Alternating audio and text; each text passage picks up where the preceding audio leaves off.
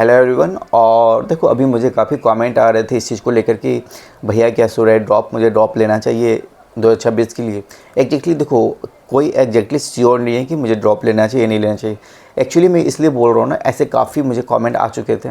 और 2025 को एग्ज़ाम देने के बाद ना कोई भी मतलब हार्डली जो होता है ना कि कोई भी प्रिपेयर नहीं है कि 2026 का एग्ज़ाम देना चाहिए। स्पेशली मैं उन लोगों के लिए बात करूँ जो पहले से 2 ड्रॉप ले चुके, 3 ड्रॉप ले चुके, 4 ड्रॉप ले चुके एंड फाइनली उनका जो लास्ट एम था वो आपके MBBS था।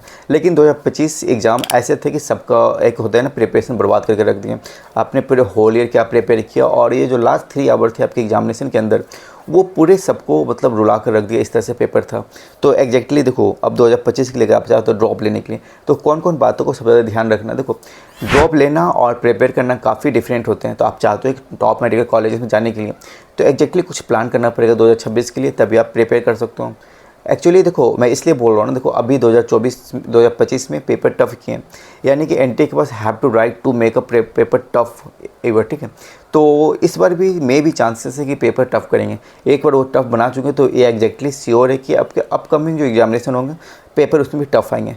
अब क्या करना चाहिए कि आप किस तरह से ड्रॉप लोगे, तो कुछ बातों को ध्यान रखना, ठीक है। जैसे कि यहाँ पे देख सकते हो आज का टॉपिक है कि should I take a drop, क्या मुझे ड्रॉप लेना चाहिए और लेना भी चाहिए तो मुझे किन बातों को ध्यान रखना चाहिए। देखो एग्जैक्टली जो सबसे पहले बात हो रहा है, देखो आप नीट का एग्ज़ाम को छोड़ दो, जो कि आपके नीट का स्कोर हुए थे, नीट 2025 हुए थे आपके, काफ़ी स्टूडेंट का लो जो स्कोर था काफ़ी कम था। एग्जैक्टली बात करो तो जिसके काफ़ी जो अच्छे से प्रिपेयर किए थे, ठीक है, तो उसके भी स्कोर 200 से 400 के अराउंड स्कोर आ रहे हैं। तो आप ये स्कोर छोड़ दो, ठीक है। अब आपको सबसे ज़्यादा ध्यान किन बात पे देना है। देखो आप ये देखो कि आपके मॉक टेस्ट हुए थे, जो आपके मॉक टेस्ट हुए थे, और ये मॉक टेस्ट कहाँ हुए थे, आपके इंस्टीट्यूट में हुए थे, ठीक है। आप कोई भी कोचिंग ज्वाइन किए होगी 2025 के लिए, या फिर आप कोई ऑफलाइन या ऑनलाइन कोचिंग ज्वाइन किए होगे, ठीक है। ये ऑफलाइन भी आपके स्कोर हो सकते हैं, फिर आपके ऑनलाइन भी स्कोर हो सकते हैं। आप यहाँ पे देखो स्कोर आप कितने स्कोर कर रहे थे इस टेस्ट में, जो आपकी कोचिंग्स हो रहे थे इसमें आप कितने टेस्ट में स्कोर कर रहे थे, जिसके भी स्कोर 500 प्लस आ रहे थे, ठीक है। आप ऑफलाइन करो या ऑनलाइन करो, जिस स्टूडेंट का 500 प्लस आ रहे थे या फिर जिसके 550 आ रहे थे, ठीक है। और जो अभी नीट का एग्ज़ाम हुए हैं उनका स्कोर 200 से 400 के बीच में है। तो देखो इन स्टूडेंट को मैं पर्सनली हायर करूँ कि आप टेक ड्रॉप ले सकते हो। एक्चुअली मैं इसलिए बोल रहा हूँ, देखो ये सभी स्टूडेंट का जो बेसिक है, जो बेसिक होते हैं वो क्लियर है आपका, यानी कि अगर आपके पेपर सही जाते इस बार, इतने पेपर टफ नहीं करते तो आपको नीट इस बार क्रैक हो जाते, ठीक है। इस बार आपके नीट क्रैक हो जाता है। तो ये आपकी गलती नहीं है, आपके प्रिपरेशन काफ़ी अच्छे थे, क्योंकि जो टेस्ट में होते ऑलमोस्ट 50 से 60 मार्क्स कम आते हैं, लेकिन जो वही आपके नीट का एग्जाम लेते हैं उसमें 50-60 में इंक्रीज करते हैं। तो ये भी जिसका 540 आ रहे थे उसको 600 के राउंड आने वाले थे टेस्ट में, लेकिन पेपर काफ़ी ज़्यादा डिफिकल्ट लेवल पे था, इसलिए आपके स्कोर अच्छे नहीं आए। तो आप ये फर्स्ट ऑफ ट्राई ये करना, ठीक है। एंड सेकेंड मोस्ट आपको ये बात ध्यान रखना, अगर आप प्रिपेयर करना चाह रहे हो, ठीक है, तो एक कंसिस्टेंसी चाहिए। कंसिस्टेंसी यानी कि देखो आप काफ़ी ज़्यादा इंपॉर्टेंट होता है कंसिस्टेंसी। जैसे कि आप प्लान किया हो, ठीक है, कि मुझे अब से जो भी लेक्चर्स होते हैं, लेक्चर वगैरह होंगे, ठीक है, तो लेक्चर देखो मैं पर्सनली हायर करूँगा, लेक्चर आप पूरा मत देखना, मैं उसके लिए आपको बताऊँगा, ठीक है। कंसिस्टेंसी क्या होती है, जैसे कि आप आज के प्लान किए हो कि मुझे 8 आवर डेली पढ़ना, अभी इतना है ना, फिर ठीक है, अभी आप एफर्ट मत करना ज़्यादा, अभी प्रिपेयर कर रहे हो, अभी ट्राई करो कि आपको 1 शॉर्ट लेक्चर देखना। 1 शॉर्ट लेक्चर जितना आप देख सकते हो उतना बेनिफिट्स होगा, आपको पूरे लेक्चर देखने की जरूरत है नहीं। तो 1 शॉर्ट साथ में आप वीकली टेस्ट अटेंड कर लो, एनफ होते हैं। 1 शॉर्ट लेक्चर देख लेना और वीकली टेस्ट करना, ठीक है। और मोस्टली ये रिवाइज करना कि आप अपने नोट्स को रिवाइज करना, और जो भी क्लास में जो आपके नोट्स को प्रोवाइड किए जाते हैं वो शॉर्ट नोट को देखना, ठीक है। एंड उसका मॉक टेस्ट मारना, ठीक है। देखो काफ़ी स्टूडेंट देखता हूँ कि जो भी ड्रॉप्स लेते हैं तो वो पूरे होल लेक्चर्स देखते हैं, होल क्लासेस देखते हैं, और ये जो स्टार्ट करते हैं beginner start as a beginning की तरह स्टार्ट करते हैं, तो वो आपको नहीं करना, ठीक है। आप एक ड्रॉपर हो, ये आपको याद रखना पड़ेगा, ठीक है। आप उन सभी स्टूडेंट सबसे आगे हो जो कि अभी ड्रॉप ले चुके हैं, मतलब जो अभी फ्रेशर है, जो कि बिगिनर है, ठीक है, आप उन लोग से काफ़ी आगे हो। वो स्टार्ट करेंगे शुरू से, लेकिन आपको जो स्टार्ट करना है ऑलमोस्ट आपको स्टार्ट करना है, आपको 80% से आपको स्टार्ट करना है, ठीक है। तो ड्रॉपर है तो आप 1 शॉर्ट लेक्चर पे ज़्यादा ध्यान देना। सेकेंड मोस्ट थिंग कि आप वीकली टेस्ट को अटेंड करना, ठीक है।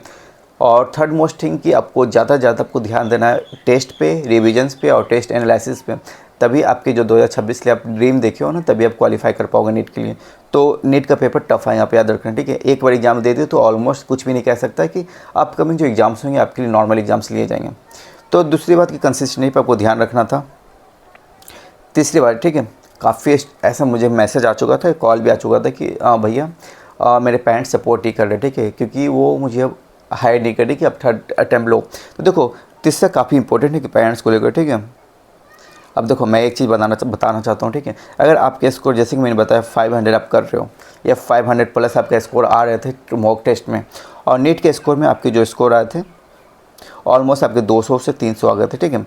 तो देखो आपको मेनली ये ध्यान देना है, इस बात पे ध्यान नहीं देना है, और पेरेंट्स को आप कन्विंस कर सकते हो अगर आपके एक वाइब्स आ रहे हैं। चौथा आप ये चीज़ रख लो, ठीक है, अगर आपके वाइब्स आ रहे हैं, अब वाइब्स कैसा आ रहे हैं, एक पॉजिटिव्स होता है, ठीक है, यानी पॉजिटिव कहने का मतलब कि आप इस चीज़ को कर सकते हो, ठीक है, आप इस एग्ज़ाम को क्रैक कर सकते हो, आपको लग रहा है कि हाँ मैं कर सकता हूँ इस एग्ज़ाम को, ठीक है। तो आपको मेनली इस बात पर ध्यान रखना, पॉजिटिव वाइब्स आ रहे हैं, साथ में आपका स्कोर 500 प्लस आ रहा है, ठीक है। तो आप पेरेंट्स को आप कॉन्वेंस करो, ठीक है। अगर देखो रिग्रेट ना सबसे बड़ी चीज़ होती है कि अगर आप अभी नहीं कर पाओगे ना उन्हें कॉन्वेंस, तो आने वाले टाइम पे ना काफ़ी रिग्रेट होगा कि हाँ मैं लास्ट तक पहुंच गया था लेकिन लास्टली मैं वहाँ पे मतलब एक स्टेप ही दूर था, ठीक है, तो मैं कर नहीं पाया, ठीक है।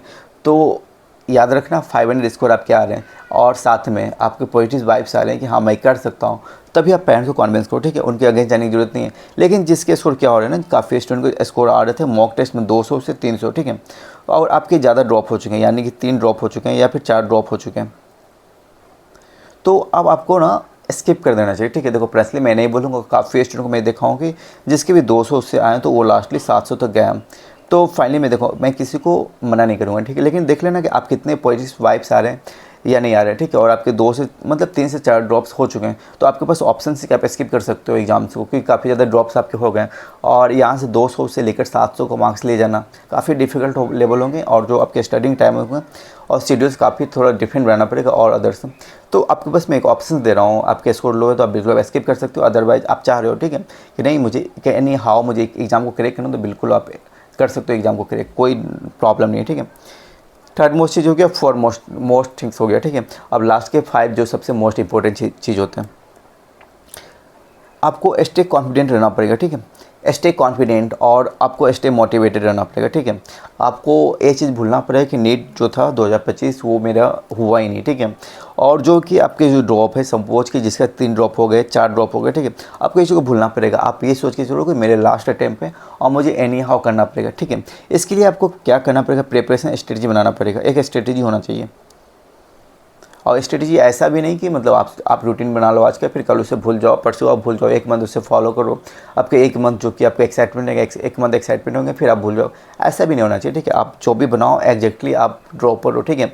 आपको माइंड में ये लिख लेना है कि मैं कर सकता हूँ, मैं ड्रॉपर हूँ, ऑलमोस्ट मेरे 4 साल निकल चुके हैं, क्योंकि देखो अब लास्ट के 10 साल आपको कॉलेज में लगेंगे, मतलब 5.5 साल आपको लगेंगे MBBS करने में। पीजी का प्रिपेयर कर सकते हो साथ में तो कर सकते हो, अदरवाइज जो ऑलमोस्ट 1 से 2 साल पीजी के प्रिपरेशन लगते हैं, और जो पीजी करने के लिए 2 साल आपको कॉलेज फिर जाना, ऑलमोस्ट देखो 8 मान के चलो 10 साल मिनिमम लगेंगे आपको ऑल ओवर कंप्लीट करने के लिए। तो आप ये देख लेना, एक ही मेंटलिटी से पढ़ाई करना, ठीक है, और उसके बाद आप चाहो तो ड्रॉप ले सकते हो, ठीक है। अब एक बार रिकॉल करो तो आपको मेनली किस बात पे सबसे ज़्यादा ध्यान रखना। देखो अगर आप ड्रॉप लेना चाहते हो, ठीक है, तो मॉक टेस्ट का स्कोर आप देख लेना, मॉक टेस्ट काफ़ी इंपॉर्टेंट रहेंगे टेस्ट, जिसके भी स्कोर 500 प्लस आ रहा था 2025 के मॉक टेस्ट में, वो आप इस बार एग्जाम दे देना। सेकेंड चीज़ कंसिस्टेंसी कंटिन्यू रखना, कंसिस्टेंसी मतलब आप जैसा शेड्यूल बनाए हो उस चीज़ को फॉलो ऑन करो, उसी को एनी हाउ आपको जो शेड्यूल्स बनाए उसको फॉलो करना। थर्ड मोस्ट थिंग्स, पेरेंट्स का प्रॉब्लम क्रिएट हो रहा है कि पेरेंट्स अलाउ नहीं कर रहे हैं, मेरे कम स्कोर थे अब क्या करूँ, मेरे स्कोर आ भी रहे हैं पर अलाउ नहीं कर रहे। तो देखो इस केस में अगर आपके 500 प्लस आ रहे हैं, पॉजिटिव वाइब्स आ रहे हैं, तो आप एग्ज़ाम्स को दो, पेरेंट्स को कॉन्वेंस करो, हो सके तो आप थोड़ा आगे ही जाओ, क्योंकि देखो लोग ना प्रेजेंट देखते हैं, ठीक है, फ्यूचर आपके मतलब नहीं देखते हैं, तो अगर आप उसी को चेंज कर सकते हो तो आप बिल्कुल चेंज कर लेना, आप उनको कॉन्वेंस कर सकते हो, ठीक है। वही पे देखो लास्ट के वाइब्स पॉजिटिव आना चाहिए। अब देखो अब लास्टली जो इंपॉर्टेंट था, एक स्ट्रॉन्ग स्ट्रेटजी बनाओ, मतलब ये मुझे करना है तो करना है, एनी हाउ देखो पूरे अगर ड्रॉप ले रहे हो आप तो पूरे डिसअपेयर हो जाओ पूरे 1 ईयर के लिए, चाहे एनी हाउ कुछ भी हो जाए, कितने इंपॉर्टेंट काम हो, डिसअपेयर हो गए तभी आपका एग्जाम क्वालिफाई होंगे, एग्जाम को क्रैक कर पाओगे, एक टॉप मेडिकल कॉलेज में जा पाओगे। तो आप इसी मेंटलिटी बनाओ कि मुझे ये चीज़ करना है तो करना है एनी हाउ, ठीक है, तभी आप ड्रॉप लेना, अदरवाइज आप ड्रॉप मत लेना, क्योंकि आपके टाइम वेस्टेज होंगे। और नीट का 2026 का पेपर भी 2025 में से पेपर टफ दिए हैं, मैं भी पॉसिबिलिटी अब वो दे सकते हैं, ठीक है, अब डिपेंड करते हैं उस पर, लेकिन देखता हूँ 1-2 मंथ पहले मैं प्रेडिक्ट कर दूँगा पेपर कैसा आ रहा है। तो तो आप इस बात को ध्यान रखना, ठीक है। तो चलो मिलता हूँ नेक्स्ट वीडियो में, और अब तक चैनल को सब्सक्राइब नहीं किया तो चैनल को सब्सक्राइब कर दो और वीडियो को लाइक कर दो, ठीक है। और ऐसी अपडेट आपको यहाँ पे देखने को मिलते रहेंगे। तो चलो जब तक bye bye and take care and always motivated, ठीक है। एंड बेस्ट ऑफ लक सभी को फॉर द नेक्स्ट जर्नी। और सभी लोग ये कमेंट करना कि कौन कौन आप लोगों में से कौन कौन स्टूडेंट आप प्रिपेयर हो गए हो 2026 के लिए, प्रिपेयर एग्जाम देने के लिए तैयार हो, ठीक है। तो सभी लोग कमेंट करो, और ये भी करना है कि आप लोग हो कहाँ से, ठीक है, क्योंकि आई एम फ्रॉम बिहार। तो देखता हूँ बिहार में कितने लोग हैं।